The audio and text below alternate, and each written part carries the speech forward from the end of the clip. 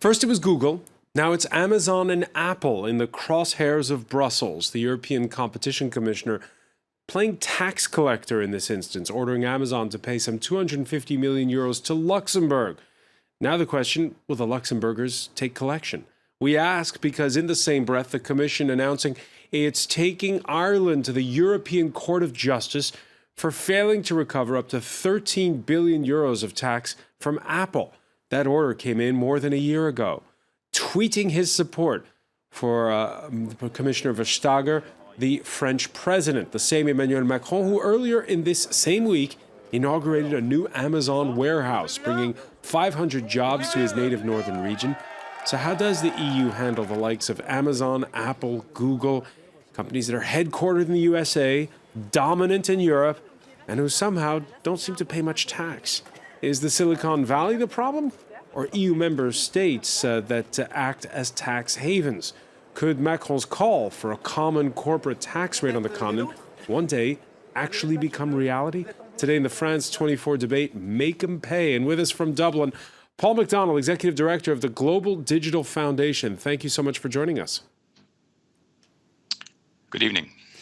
Here in the studio, we're joined by Evan O'Connell, Senior Associate at Political and Public Relations Consultants Aspect. Hi. Ross Gerber, President and CEO of investment fund Gerber Kawasaki, joins us from Santa Monica, California. Thanks for joining us. Thank you. And France 24 business editor Kate Moody is back with us. Always a pleasure. The France 24 debate on Facebook and Twitter, the hashtag F24debate. It's ironic that ever since Luxembourg's longtime leader, Jean-Claude Juncker, got promoted to president of the European Commission, Brussels has really seemed to tighten the screws on the Grand Duchy. He's had little choice ever since the LuxLeaks revelations on tax avoidance. The latest episode in this report by François Vibourg. It's an order Amazon won't be happy to receive. The online retailer's been told to pay Luxembourg 250 million euros in back taxes. The Commission has today adopted a decision that Amazon's tax benefits are illegal under EU state aid rules. In fact, the ruling enabled Amazon to avoid taxation on 3/4 of the profits it made from all Amazon sales within the European Union. Thank you, Commissioner. The culmination of a 3-year investigation that began with the LuxLeaks scandal, which revealed details of tax deals struck between Luxembourg and dozens of large multinationals. These gave preferential treatment to encourage select firms to set up shop in the Grand Duchy. Amazon was offered unique advantages, including a cap on taxable profits. So in 2004, the online giant moved a large part of its operations to Luxembourg. The country will be held responsible for collecting the 250 million, and not doing so may land Luxembourg in the European Court of Justice, alongside Ireland, who's failed to claim Apple's dues in a similar case. These findings also put Jean-Claude Juncker in an awkward position. The president of the European Commission was then Prime Minister of Luxembourg, while these favorable tax deals were put in place. Now, Kate Moody, I don't want us to be accused of Yankee bashing, because it's not just Amazon that's set up shop in Luxembourg. It's also European companies. It's not just tech companies. It's not. I mean, it's the tech companies that do seem to grab the headlines, isn't it? Of course, the likes of Facebook, Google. Now we're seeing Amazon, Apple. But it is really a question of multinationals. It's any kind of these major corporations, because they're all looking to try and avoid, try to reduce their tax bill, let's put it that way. So it is certainly a question of all kinds of companies, not just tech companies, and it's not just an American question either. There are multinationals from all over the world who operate in Europe who are all trying to get the same advantages and could potentially be accused of having those same strategies. Now, as we said at the outset, after the announcement, the French president tweeting Emmanuel Macron saying, "Bravo to Europe for acting with determination to enforce the rules and fiscal justice." Those were his words in a tweet that came out on Wednesday. Now, one day previous, the same Emmanuel Macron in Beauvais to inaugurate Amazon's 5th big warehouse. A 6th was announced for south of Paris, near Orly Airport. a total of 7,500 jobs here in France. Macron, who hails from nearby Amiens, seemed to certainly embrace the new economy in a Rust Belt region that has been battered in past decades by the closure of coal mines and steel mills. A form of nostalgia was instilled in the idea that we couldn't start again. But the collective mobilization and your faith in France, in the region, and in the site, the biggest site in France, allows for a future. Ross Gerber, what's your reaction here? On the one hand, you have a French president welcoming Amazon with open arms for bringing jobs, and also tweeting that, well, they've got to pay their taxes. Well, I feel like it's kind of unfair to sort of blame Amazon and Apple and these companies when the European countries themselves entice the business from them by offering them illegal incentives. And so I think the real interesting thing is that the president of the EU currently is the same guy that did all these illegal deals. And I would think that he would be the first head to roll in these kind of things. So illegal deals? These companies to just pay up because, excuse me? Illegal deals, in your view? Well, they're saying they're illegal. They're saying the EU should have collected more taxes from these companies in the states that they were, and that Luxembourg essentially broke EU law in offering illegal incentives to entice business, and it greatly benefited Luxembourg. So I think that a little bit more looking within needs to be done within the EU system on how this is happening in Luxembourg and Ireland in particular, and these economies have done very, very well because of it. How do you think people at Amazon are taking this good cop, bad cop message from the French president? I mean, the truth is $250 million for Amazon is like a hiccup. So I don't think that's it. And if they want, you know, they'll build a plant in your city and they'll create a lot of jobs. And if they don't like you, they're going to probably take a lot of jobs from your country and city. So whether you like Amazon or not, they're a very powerful company. So I think that they're just going to play the game as close to the vest so that they can keep doing business in Europe and make everybody happy. But at the same respect, I think the real blame is still on the countries themselves for creating these ridiculous deals. Which brings us to the topic of Ireland. Margrethe Vestager, sick and tired of waiting for Ireland to collect the taxes that Dublin clearly doesn't want from Apple. In August 2016, so more than a year ago, the Commission adopted the decision requiring Ireland to recover up to 13 billion euros in illegal aid from Apple. However, Ireland has still not recovered any money, not even in part. And reactions out of Dublin that this is extremely disappointing, regrettable, wholly unnecessary. This roundly denounced by the Prime Minister in Parliament on Wednesday. The Irish Times going further, denouncing the timing of the lawsuit. Ireland is facing what will be, by consensus, the chill winds of Brexit soon. It will rely on support from the other 27 EU states, finding itself featuring consistently in unwelcome headlines on corporate taxation could put us on the back foot in defending our tax structure. But then perhaps that's what the Commission intends, says that editorial. Do you agree with that, Evan O'Connell? I agree that actually the Commission does intend to ultimately, for me, there are two things. There's tax harmonization, which is a much longer term goal and may never happen. But there is... We'll talk a little bit more about that later. Yeah.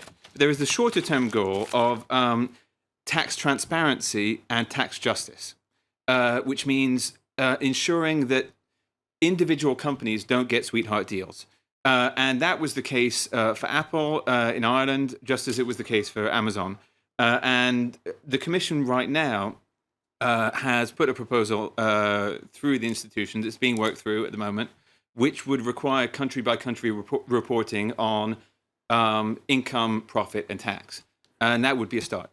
Paul MacDonald, the Irish government saying, yes, it's getting around to collecting the money it was supposed to last year. It just hasn't had the time, and that argument is not washing in Brussels. Which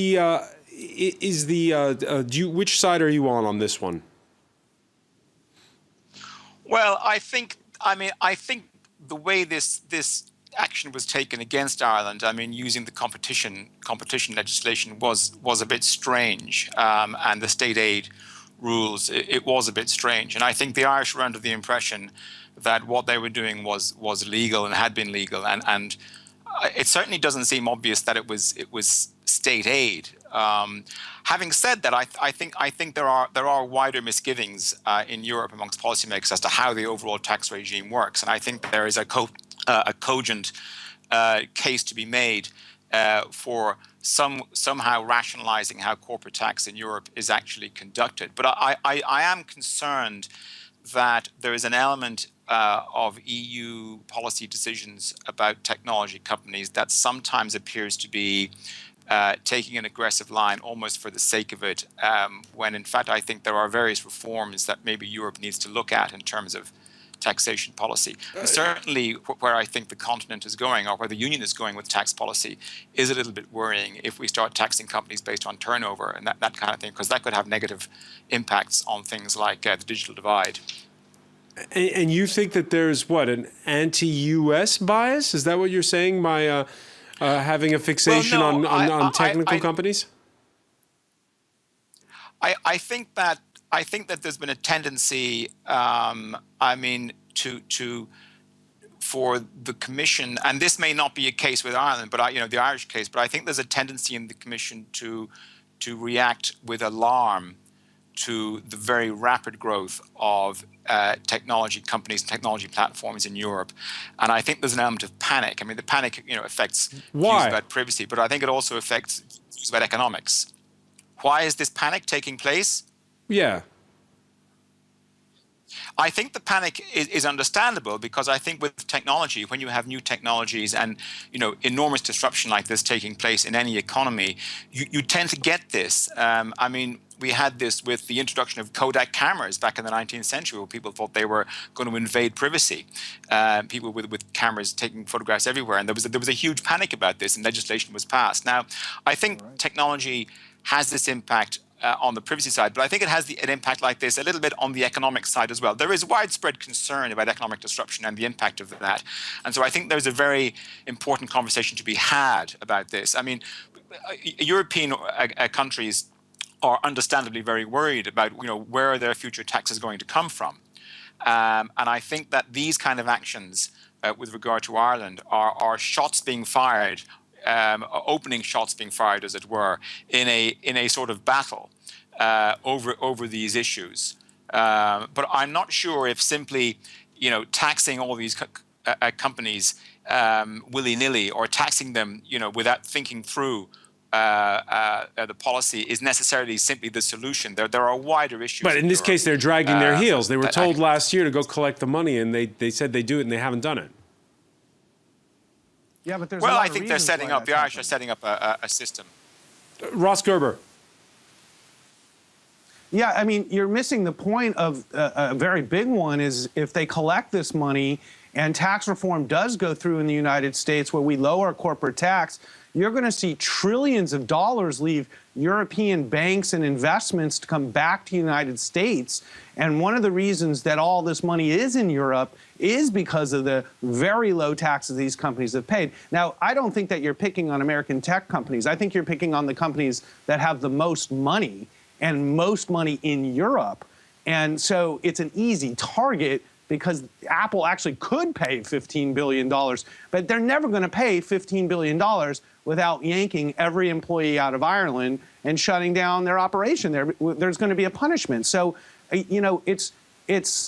it's very short-sighted of the EU that has the most ridiculous tax schemes I've ever seen. Is it the EU that has the ridiculous tax schemes, or is it when we discovered last year there was shock we charge here? Companies one rate. There was shock here last year when there was shock here last year when we saw the likes of Ireland not even getting those companies to pay the 12.5% corporate rate that they advertise. Right, but whose fault is that? That's Ireland's fault. Like, who does this? There's got to be a reason.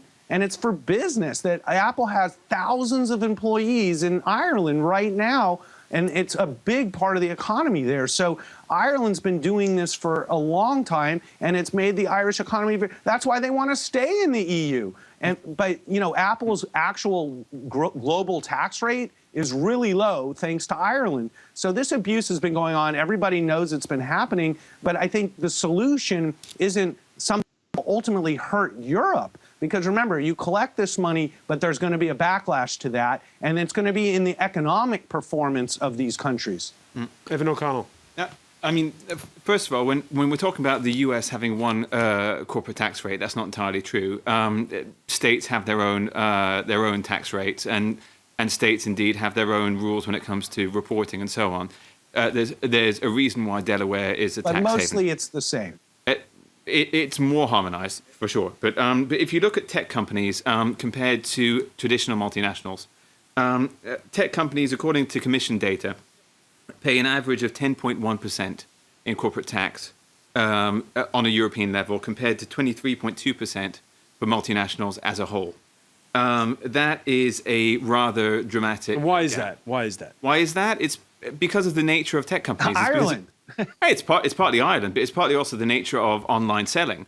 How do you define where a product is bought, where that transaction should be taxed, and so on? And do you agree with Paul McDonald's point that at the Commission they're fearful of new stuff, and that there's kind of this wariness of an industry that they don't quite understand yet? I think there's an element of that. I think there's an element also of wanting to make examples of a few companies that particularly speak to consumers. You look at Starbucks in the UK, it was the same situation.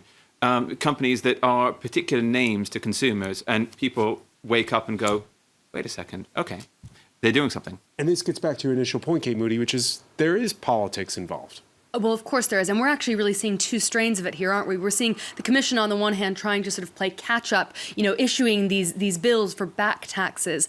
And then we're seeing politicians like Emmanuel Macron in particular really trying to get ahead of the problem and, saying we need to create policy for the future so that we don't have to keep playing catch up as we go along. And he's got the Germans on his side. He does. It's France, Germany, Spain, and Italy who've put forward this proposal really to try and have a better, more coherent tax policy for companies and they are particularly looking into tech companies, not just multinationals, but tech companies in particular. Exactly. Yeah. All right. When we come back, we're going to pick up on a point made by Ross Gerber of how you and ask the question: how do you tax these new giants in these new fields, these new industries? What is a fair system for taxing them? Stay with us.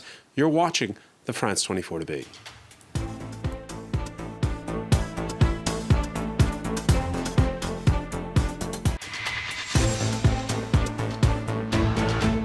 Welcome back, or welcome if you're just joining us. It's the France 24 debate.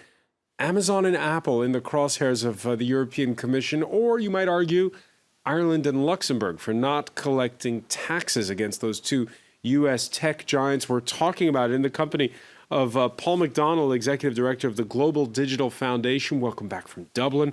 Welcome back to Evan O'Connell of Political and Public Relations Consultants Aspect. Ross Gerber, President and CEO of investment firm Gerber Kawasaki, who joins us from Santa Monica, California, and France 24 business editor Kate Moody. This argument, by the way, Paul McDonald, that Irish Times editorial we read from earlier, saying that, it's the wrong time to be asking for the money because what with Brexit, Ireland is going to need all the support it can. It doesn't need bad publicity. What do you make of that argument?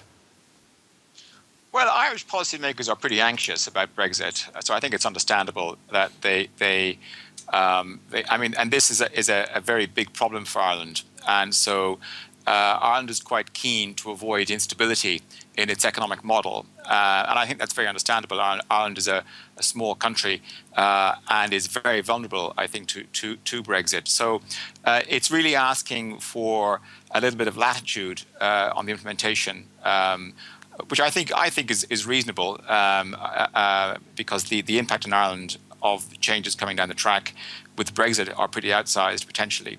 Do you buy that argument, Evan O'Connell? Yeah, I actually do. I think that I think also that Ireland deserves its day in court. I think that there are enough flaws with the initial ruling on the 13 billion that that Ireland deserves the chance to at least make its case and say it should perhaps not be as much, or it should be stretched out over time, or it should be interpreted in a different way than it is right now. All right. Do you agree with that, Ross Gerber? That it's the timing is wrong to bring this up.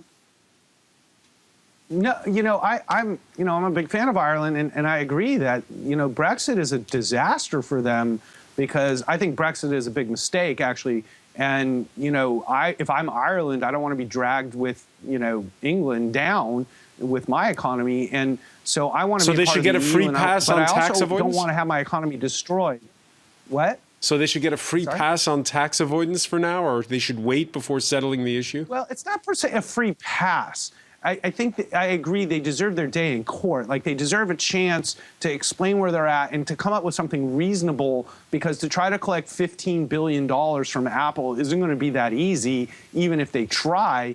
And, I just think it could be devastating for the Irish economy. So, instead of going after everybody and punishing everybody, what EU should be figuring out is, how do we make the system better for companies to do more business in Europe? Because that's one of the big issues with doing business in Europe, is all the different rules, taxes, laws, and it's supposed to be an EU. It should be really easy. So I think Macron is right. I think we need a common tax system or something close to it, and there should be enforcement. But I still feel that there's so much hypocrisy from the politicians when they turn the other cheek to all this that's been going on for years, and they make all the money from it, and then they're like, oh, now pay me back, Because the argument that's made on this side of the Atlantic, Ross Gerber, is that the Americans are quick to punish Europeans. They point, for instance, to that hefty lawsuit that was slapped on BNP Paribas for flouting U.S. sanctions in transactions that didn't go through the United States. In Iran, right? In Iran and in Sudan. Yeah, well, they're helping people build nuclear weapons. It's a little different than skirting tax laws. So let's keep fines in the right perspective. There's things that are business, and there's things that are terrorism and death and destruction. So, I think the politics argument, I'm not trying to invalidate it. Oh, America does this to us and we're going to do it back to them. These are private companies that, that are global. Like, when we invest in companies, we don't look at it as an American company. We're buying Unilever right now. I don't look at this, oh, it's a European company, it's an American company. I look at it as a global company that does business all around the world. So we all benefit from Apple's success, especially Europe, and you shouldn't take that for granted. Kate Moody? Well, I mean, there is, as Mr. Gerber said there, we have, of course, seen this difference between, the financial aspect and then issues like terrorism. But what we're also seeing, particularly in Washington, is that these tech giants are getting more and more dragged into issues of politics, of influence, of passing on radical messages, perhaps. And so to separate them that cleanly, for me, it seems a bit too simplistic, because these companies are not all powerful, but some certainly might consider them to be. Yeah. I would quote the. I think we have to be careful. Paul McDonald. Sorry, I was just saying. I think we have to be careful about, getting into a completely reductive argument over, U.S. versus Europe. I mean, I think what's really concerning is the potential direction of European tax policy when we're talking about withholding taxes. We're talking about taxes based on turnover, which of course could also be imposed on European companies abroad. So remember, European companies are big exporters. Europe wants to export, and of course, corporate tax is typically levied on the basis of where companies are domiciled. What's a fair system of taxation then, Paul? How do you tax corporations? My personal view is that corporate taxes should be low, should be very low. Because at the end of the day, if you're taxing, you want to leave companies with enough money to invest. Now, it's one thing to tax. It's another thing. Of course, you can tax companies, if they're paying dividends or if they're paying salaries. But I think we have to assume that in general, usually, companies are better at spending their money than governments are. Now, of course, governments need enough revenue to function properly. But I mean, I don't think, anybody could look at Europe today and say, gee, European countries need to collect more tax. I think Europe, if Europe has a list of policy concerns or priorities right now, I think collecting more tax in an absolute sense, shouldn't be that high on the agenda. In many respects, European countries are far too highly taxed. So my concern there's the sentiment here, Paul. Excuse me. There's the sentiment here that companies, I'm not talking about U.S. tech giants, French companies here, pay out way too much in dividends, don't pay enough in taxes, and don't invest enough in research and development. Well, I suspect, without knowing an awful lot about the French system, I suspect that's an avoidance strategy for the way the French taxation system is set up and the way, how easy it is to do business in France. But I'm not an expert on that. Maybe other panelists will be able to enlighten me on that. Evan O'Connell. Well, what's actually interesting is that Amazon actually changed the way it paid taxes about 2 years ago in 2015. They actually began paying taxes in the countries where they sold their goods. So in France, in Spain, and so on. Right. Which is possibly part of the reason why Amazon got a lower... And this they did voluntarily. They did voluntarily, exactly. And it's all about being a good corporate citizen, ultimately. It's actually about living up to what was Google's motto up until a year ago, which was, don't be evil. Now I believe it's do the right thing. But in any case, it's about being a good corporate citizen. It's about being responsible, and it's about actually not taking advantage of rules just because they're there, and not just acting within the law, but acting within basic moral and ethical code that multinationals who are responsible should apply to themselves. Ross Gerber, as a man who's employed to make money for his clients, is it a smart move that Amazon did by doing that? I think it is, but it's also, I don't think they chose to do that. In the United States, Amazon had a free pass for a long time with state taxes, and it was flaunting the way interstate commerce laws work so that they wouldn't have to pay state taxes by shipping you goods. And the states were fed up with it, and it was kind of a shady thing. So Amazon started forcing people to pay tax in the state they are, and at the same time did the same thing in Europe. But to expect companies to have some sort of moral compass to just pay more taxes than they legally should is never going to happen. It's the job of a company to maximize profits and to take advantage of any legal tax avoidance that they can do. And that's why they're in Luxembourg and Ireland right now, is that they spend a fortune on European tax lawyers just to figure out how to get around European taxes. So I think it's Europe's responsibility to create a tax system similar to how the United States works, where local taxes are collected in the state the business is being done in, and on a level in the EU there should be a flat tax rate that everybody pays. So there's no more advantage to be in Luxembourg than in France. That wasn't quite the idea put forth by Emmanuel Macron when he made his big speech at the Sorbonne last week. He simply was calling for a common corporate tax for all of the EU, Kate. Yeah, exactly, because of course he is still trying to attract business here to France, as we've heard and we've seen. But he's not calling for a supranational tax. No, it's a slight difference really in what he's putting forward, and it's partly because he has to get the support of all the other member states if anything like this is going to happen. He can't put forward a blanket. We're gonna have one tax rate across the board. It won't pass that way, and I think he's aware of that. Paul, are the days where countries like Ireland and Cyprus can have extremely low corporate rates at 12.5%, are they numbered? They may be. I think, though, the real issue is a big issue here is the inability of the United States to reform its own taxation system. I mean, United States companies are paying, I think, the headline rate is close to 40% in corporate tax, which is really far too high. And so whether or not Ireland can continue doing this, I don't really know. And I don't think at the end of the day it's going to be incredibly important. As long as corporate tax rates are simple and as long as they're low, and that's the key thing. And I guess removing complications from the system. Can I prod you there, Paul McDonnell, and ask you for what you think is a fair corporate tax rate? What's the number you would put on it? Well, I'm quite attracted to the idea. I mean, I'm not an economist, but I'm quite attracted to the idea of 15%. I think the UK are talking about 15%.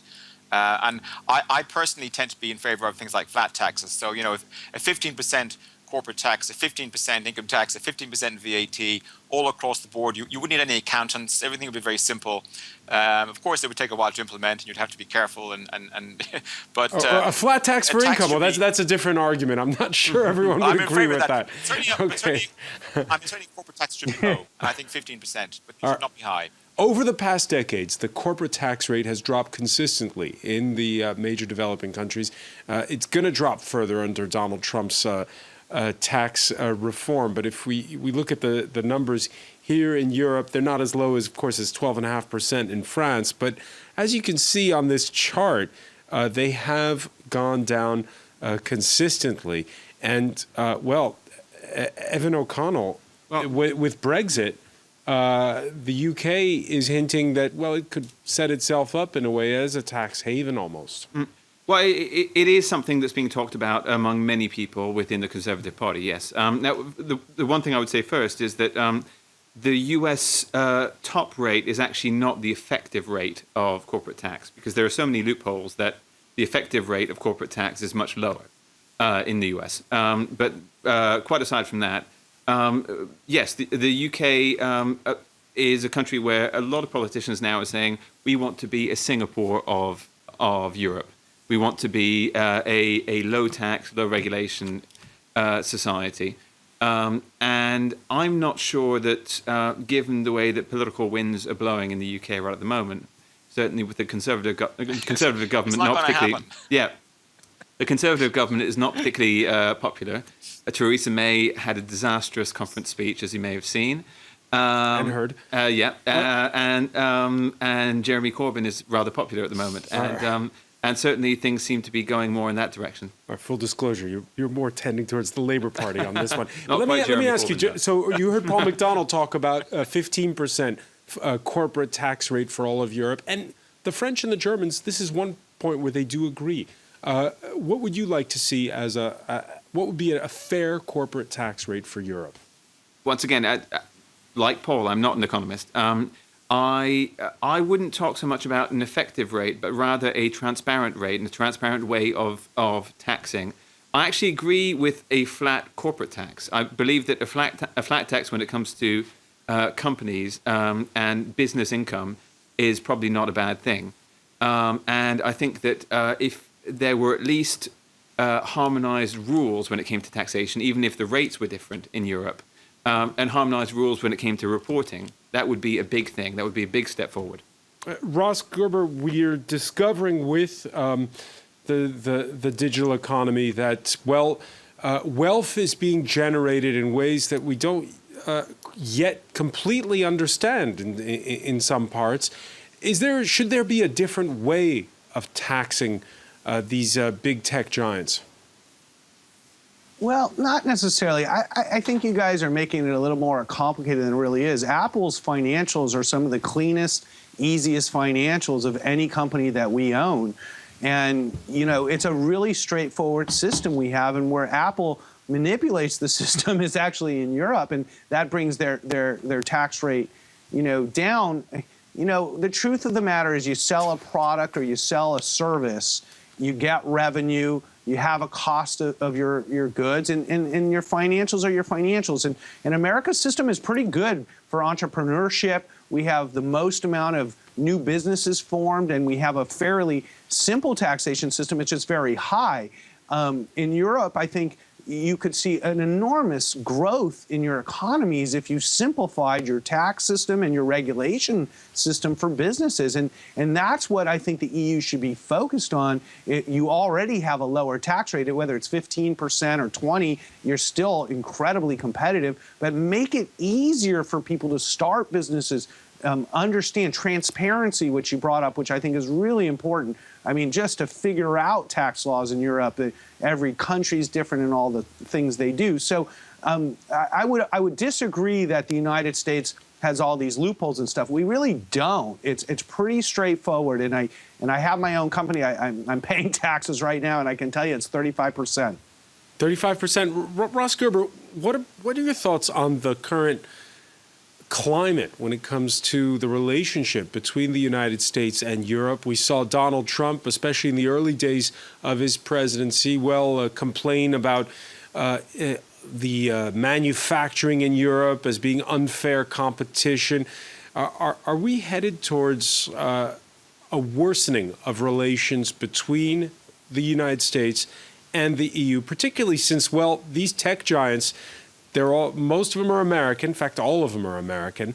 And, well, they own our world over on this side of the Atlantic. You know, I unfortunately am not how would I say, supporter of the current United States government. And what I really want to say, I can't say on your television show. I'm embarrassed, you know, with our policies and the way that we're acting as a nation. So I'm sad to say that I think that things might get tougher between the United States and Europe because of Donald Trump's ignorance to understanding global politics and economies. He wants to lower taxes, and he wants to suck all the money out of Europe and bring it back to the United States and open, you know, coal mines again. So, you know, he's going to do everything he can to bully Europe into doing what's best for them. He also feels no love for tech companies, so I don't see him being the big defender of tech companies. But it's all about America for him, and he has a very narrow viewpoint. And I think with what Europe's doing now makes the most sense, which is take a leadership role in the global economy. Europe, that we have put literally millions and millions of dollars into Europe over the last 6 months to a year, or, you know, just because we think Europe is a better place to invest if the reforms that are happening, the Macron government, the way that Europe's moving is the right direction. But if you speed this up, you could actually be the leaders of the world moving forward. And I encourage it at this point, you know? Paul McDonald, we began the show by giving some of the reactions in the Irish press, complaining about being told to go pick up the taxes from Apple. But do you share that sentiment that you just heard there from Ross Gerber? Yes, I do. Yes, I do. I absolutely agree with that. And I think Europe has an opportunity to reform its policies. I think what Macron is doing is quite positive. I think what the Germans want to do is quite positive. I think it's important for Europe to avoid this idea that that Europeans are going to create European versions of these American tech giants. You know, the vast majority of the economic benefit that's going to come from the US tech giants is going to be in the companies that implement the technology and the business models that they use. So at the end of the day, you know, ultimately, Google and Apple and all these companies, ultimately, we want them to be actually far less important than they are in a much bigger global economy. So I think from Europe's point of view, we shouldn't get fixated on these companies. You know, these companies are service providers. What they're doing is very cheap, and in often cases it's free. So I think Europe should take advantage of this. But is it free? That's a good debate for another time. But we're unfortunately, you're opening up another discussion. We'll have to have you all back for that one. Many thanks for that, Paul McDonald. I want to thank as well Ross Gerber for being with us from Santa Monica, Evan O'Connell, and France 24 business editor Kate Moody. Stay with us, though. Media Watch is next.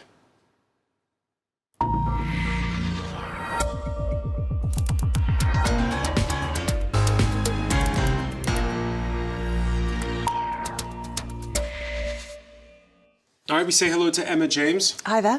High praise we heard there for the French president. Yes, absolutely. And it's something that he must be getting quite used to by now. I'm sorry, I've got a bit of a problem with the earpiece, so I'm just going to take that out right now. Yes, I mean, obviously we had the glowing reports in The Economist very recently, and he's getting pretty used to being in the international spotlight. However, he made a visit to a factory today, threatened with closure, and he would not have imagined that this would be making him headlines around the world. It is one of those moments, oops, yes, not the best turn of phrase from President Macron. The Times of London have come up with this headline, Macron in the merde over unguarded remarks. Now, that's not actually the word that he used.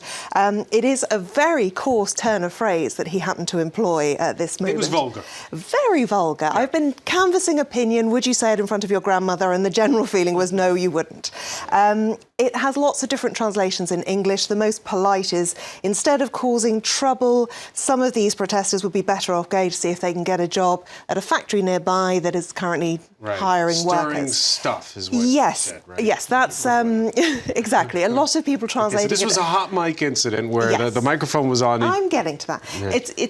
It's a lot of people translating it as stirring up, a word I can't use, so we'll say stirring up poop instead. So yes, it's not really the thing to say when you are the leader of a country. What is funny, though, the amount of debate about it, this Twitter user saying French people have been debating for an hour if Macron is allowed to say this particular phrase. That's one of the French news channels there, obviously discussing it at great length.